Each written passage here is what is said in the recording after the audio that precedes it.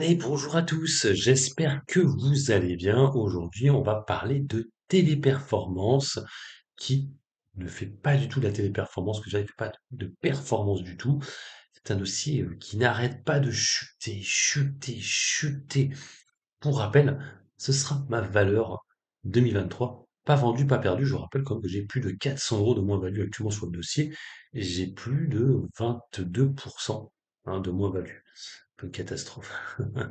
Donc là, moi, je vous ai déjà dit que je vais essayer de prendre 2000 euros de position dessus, pas plus. Là, j'ai 1500 euros de position sur le dossier. Avant de commencer, bien sûr, les recommandations d'usage, et après, on y va. Cette vidéo est à but pédagogique, en aucun cas un conseil en investissement. Les exemples de valeur et les analyses données lors des séances ne sont que mon point de vue ou mes positions personnelles. Vous restez de ce fait les seuls maîtres de vos possibles plus-values, mais aussi moins-values. La possibilité de perdre une partie dans la totalité du capital ne pas être perdue de vue pour ceux qui suivent ma chaîne. Donc, vous le voyez, actuellement, sur Téléperformance, on est à 115 euros. C'est vrai que j'aurais pensé qu'à 120, ça sera arrêté, et ça continue à chuter. J'en ai repris, du coup, une fois à 121, et ça continue à chuter. Donc, aujourd'hui, au moment où je fais la vidéo, j'en ai repris une action à 115,75 €. On est quand même sur une baisse qui n'arrête pas de c'est sans fin. T'as l'impression que c'est tous les jours ça chute. Et là, la chute a vraiment augmenté en puissance, hein. On le voit vraiment. Là, on est 71% de baisse. Et là, on voit qu'en fait, depuis l'annonce, je sais plus c'est quoi, c'est les résultats encore qui étaient tombés, hein. Parce qu'il y a eu les résultats qui ont été un peu décevants. Et en plus, quand ils ont annoncé la mise en place de l'OPA là pour prendre Majorel, ça a encore plus fusé à la baisse. Comme quoi, en fait, cet achat, c'est pas Taka, c'est cette prise de position, ouais, cette fusion. En fait, le marché n'en veut pas, hein. C'est ça que ça donne l'impression. Normalement, en fait, on aurait pu penser que les gens allaient acheter ça. Non, les gens n'en veulent pas du tout. Et ça continue encore à vendre le dossier qui, je vous le rappelle, pourrait faire partie des dossiers qui fait partie des sorties du CAC, hein, parce que là, Téléperformance, on commence à vraiment être très bas, hein. Au niveau de la valorisation boursière, on n'est plus qu'à 6 milliards 9. Elle fait un peu un petit combat avec Unibail-Rodamco, hein, qui a une position assez, je l'ai déjà dit ça, mais on est quasiment pareil, hein, vous voyez, on est quasiment pareil entre les deux. Donc il y a un combat entre Téléperformance et Unibail-Rodamco. Alors, pourquoi je fais la vidéo aujourd'hui? Parce que, à la différence de dossiers comme Atos, des choses comme ça, c'est qu'on voit que les dirigeants achètent un peu des actions dans la baisse. Ce qui est totalement différent d'Atos, hein. Atos, on a vu comment ça a chuté, les dirigeants n'en achetaient pas du tout. Hein, ils s'en foutaient complètement, ils étaient en mode, ouais, ben, ça chute, on s'en fout.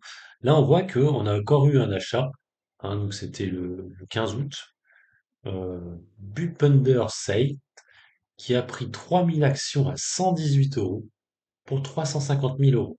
Il en avait déjà pris une première fois, pas une première fois, je ne sais pas, mais la dernière fois qu'on avait vu en prendre, c'était au moment de la grosse chute de l'action, qu'on était encore à 163 euros. Beaucoup de dirigeants en avaient pris à ces niveaux-là. Alors, rappelez-vous, ils avaient même fait un courrier aux, aux actionnaires en expliquant qu'ils ne comprenaient pas la chute et que pour eux, en fait, l'IA n'était pas un danger pour la société. Et du coup, les dirigeants avaient acheté plusieurs fois des actions pour faire donner confiance au market.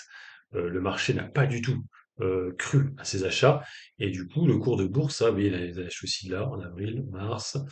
Donc, ouais, lui, il achète assez souvent. Donc, il en a. Donc, en fait, donc lui, son poste, c'est directeur général délégué, quand même. Donc, en fait, on voit on est sur un dossier qui chute, mais qui est quand même acheté par les dirigeants. Donc ça, déjà, c'est un peu rassurant, on va dire, sur Téléperformance. Le problème de Téléperformance, c'est que bon, là, actuellement, on voit que le marché n'en veut pas. Là, on retourne sur des niveaux extrêmement bas, hein. Là, on retrouve sur toujours des niveaux de 2016, hein, je crois.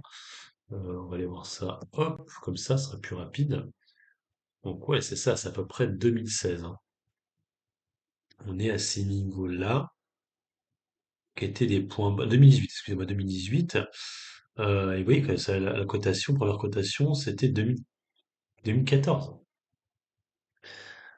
Donc là, on est en même pas 2 ans, on est retourné extrêmement bas sur le dossier. Je dis 2 ans, n'importe quoi, non, ce côté excusez-moi, ça avait pas été mis à jour. Mais là, ouais, donc on retourne un peu à un niveau. Là, les prochains niveaux, de toute façon, qu'il va falloir vraiment guetter, ça va être effectivement les 100 euros. 100 euros. Ouais. Et c'est ces niveaux-là vont être intéressants à voir. Donc, est-ce que ça va tenir ou pas? 110, 110 et 100. Après, il est clair, je crois que vous l'avez déjà dit aussi, que c'est pas une société qui est value, hein, Téléperformance, hein. Si on voudrait la chercher value, il faudrait la chercher, je pense, à 70 euros pour avoir un dossier value. Parce que là, avec une valorisation boursière à 6 milliards 9, la valorisation de la société, je crois qu'elle est à 3 milliards. Donc ouais, ce sera même 60 euros en fait. Et on a 3 milliards 6. Donc 120, ouais, ce serait 60, un peu moins de 60 euros. Donc voilà, pour avoir le dossier value, ce serait 60 euros. Donc vous voyez ce que je veux dire, hein, ça peut encore chuter, hein, ça peut encore chuter. Après, la question c'est est-ce que le dossier va être value ou pas? En fait, ce qui va se passer, ça va être assez simple. Je pense qu'en 2023, c'est bon, hein. Pour la société, là, elle ne pourra rien faire, étant donné que le marché n'en veut pas. La seule chose qui pourrait se passer sur le dossier, c'est qu'effectivement, le chiffre d'affaires remonte donc ça c'est les semestres. Alors, on était sur un chiffre d'affaires qui était en croissance avant, oui, hein. 1,2 milliard en 2019, au trimestre, 1,2 milliard, 1,3 milliard, 1,4 milliard. Après, on est passé à 1,3 milliard, 1,4 milliard, 1,6 milliard même, c'est en 2020. 1,7 milliard, 1,7 milliard de nouveau, 1,7 milliard, 1,9 milliard au quatrième trimestre. On remarquera quand même que le quatrième trimestre est son meilleur trimestre à chaque fois. Donc c'est peut-être intéressant pour voir un rebond sur le dossier. Et c'est en 2022 que ça a commencé déjà un peu à tiquer, mais ça allait encore à peu près. Mais c'est le cours de bourse a commencé à chuter à 6 nouvelles. On était à 1,9 milliard quand même, 1 milliard, on est passé à 2 milliards, 2 milliards 1. Donc les résultats étaient toujours assez bons. Et là, effectivement, en 2023, on a commencé à avoir une rechute un peu. On est passé à 2 milliards au premier trimestre, et là, on est passé à 1,9 milliard de nouveau. Ça rechute. Et on voit que sur le premier semestre, on est quand même en légère hausse, mais on sent qu'on est chaud. Et en fait, la prise de Majorel est là pour booster le chiffre d'affaires, je vous le rappelle, sera de 13 milliards. 12 milliards, excusez-moi, 12 milliards. Donc un chiffre d'affaires qui serait 2 fois supérieur quasiment à sa valorisation boursière. Mais le problème, c'est que ces chiffres-là, on les aura pas avant fin 2024. Donc c'est là tout le problème de Téléperformance. C'est vraiment de se dire, grosso modo, euh, en fait, je suis moyen terme, hein, entre nous, hein. Un an, c'est moyen terme, hein, c'est pas long terme, hein, c'est pas non plus court, c'est moyen terme, hein. On pourrait même dire court terme, limite. Et de se dire, on peut aller chercher les 200, voire les 250 euros sur le dossier.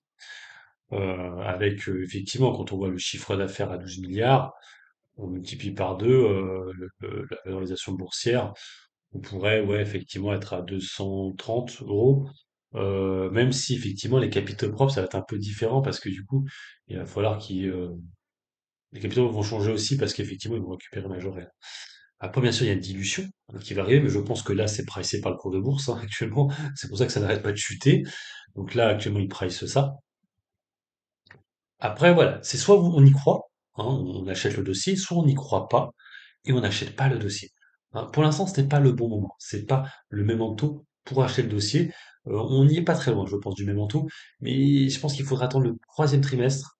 À partir de là, parce que vous avez vu que le quatrième trimestre est souvent meilleur, je pense qu'à partir du troisième trimestre, on pourrait remonter au quatrième. Et du coup, si tout se passe bien, au premier trimestre 2024, l'acquisition totale de Majoret et du coup un chiffre d'affaires qui du coup reprogresse assez fortement et qui redonne confiance à ce marché, hein, qui doute beaucoup avec l'IA et cette acquisition qui pour l'instant, il est clair et net, ne plaît pas aux investisseurs. Je l'ai dit au moins trois, quatre fois, les gens me disent non, non, c'est pas ça, mais si je vous dis, je pense sincèrement que le marché n'en veut pas, hein, de cette société Majoret là. Voilà, et le marché a toujours raison. Après, bien sûr, Je pense pas qu'on retournera à 400 euros, mais on peut facilement retourner à 250, voire 300 euros d'ici 2025-2026. Voilà, après, on peut vendre avant, bien sûr. Moi, c'est pas un dossier que je vais garder non plus très longtemps, hein, j'attends pour l'instant. Beaucoup de gens me disent de vendre, mais en fait, quel est l'intérêt? Là, je parle un peu de moi. Et c'est la même chose que j'avais dit en 2022 pour Atos, de vendre un dossier avec une moins-value de 400 euros actuellement pour aller le mettre où? Autant garder, j'ai un PE à 147 euros, le dossier avec 400 euros de moins-value. Quand ça remontera, et ben là, j'aurai le sourire parce que ça remontera tranquillement. Et du coup, je pourrais, comme j'avais fait avec Atos, alléger progressivement. Donc, j'ai pas une aussi grosse position qu'Atos à l'époque, hein. Atos, j'avais quasiment plus de 6 000 euros dessus. Là, j'ai dit que je ne dépasserais pas les 2 000 euros, je pense, hein.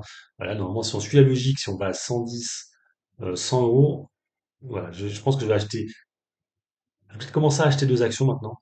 Et puis, euh, et puis on verra. Bon, c'est vrai qu'après, si je me trompe et qu'on va sur une société value, là, effectivement, on ira chercher les 60 euros, mais j'y crois pas trop parce que le majorel va t'arriver. Donc, automatiquement, on peut pas, voilà, c'est pas possible. Donc voilà, ça reste que mon point de vue, bien sûr, hein, je peux me tromper, hein, mais sur peut-être qu'on retrouvera à 50 euros peut-être l'année prochaine, hein, mais bon, c'est mon feeling. Après, je vous répète, hein, Téléperformance n'est pas un dossier que j'aime beaucoup. C'est-à-dire, en fait, je n'aime pas trop l'image qu'a la société. Hein, les plateformes téléphoniques, tout ça, je suis pas très fan. Mais bon, c'est comme des boulots qui sont quand même importants, hein, pour les sociétés. Et on a vu que, de toute façon, c'est une société qui a toujours réussi à peu près à rebondir, même si c'est la première fois de sa vie que le cours de bourse est aussi chahuté, hein. Elle n'a jamais connu ça avant, hein. Je pense que ça leur fait un peu bizarre d'avoir cette baisse. Vous voyez, hein, c'est la première fois quand ça s'effondre littéralement. Avant, on a eu des petites baisses, mais c'était en 2000, quoi. Et c'était un peu pareil, en fait, hein. Ouais, c'était un peu pareil quand même. En 2000, il y avait eu déjà un petit effondrement. C'était remonté. Mais là, c'est vrai qu'il est assez impressionnant, mais il correspond aussi à la hausse super impressionnante qu'elle a eue. Dernière petite chose quand même, qu'il faut quand même que je vous dise, c'est par rapport à la VAD. On a vu que là, on a eu des nouvelles sociétés qui étaient venues se greffer à cette VAD. Donc, petite nouvelle qui est arrivée, c'est Pairback Capital, qui n'était pas là quand j'ai fait la fois dernière la vidéo, qui a pris 0,54. Donc là, maintenant, il y a trois sociétés qui valent Téléperformance, Marshall Ways, 0,70, Pairback, donc ça date du 11 août, 0,54, et Gladstone Capital Management, 0,51. Je vous ai déjà dit, en général, quand il y a beaucoup de sociétés qui commencent à vader, c'est pas très bon signe. Elles ont pas des grosses positions, et c'est vrai que là, ça commence à faire beaucoup, déjà trois. Quand il n'y en a qu'une, ça peut passer, deux, voilà. Trois, ça commence à faire un peu beaucoup. Sur le dossier, on voit l'évolution de la vente à découvert sur Téléperformance. Voilà, on voit vraiment que là, c'est que 2023, il n'y a pas avant. Je pensais que je pouvais faire un peu plus qu'avant. Voilà, on voit vraiment que la vague a commencé à arriver quand les résultats ont été pas bons. Voilà, un peu avant même, en août 2022. Ils ont commencé à faire de la VAD, et là, on voit que elle est à des plus hauts sur 24 mois.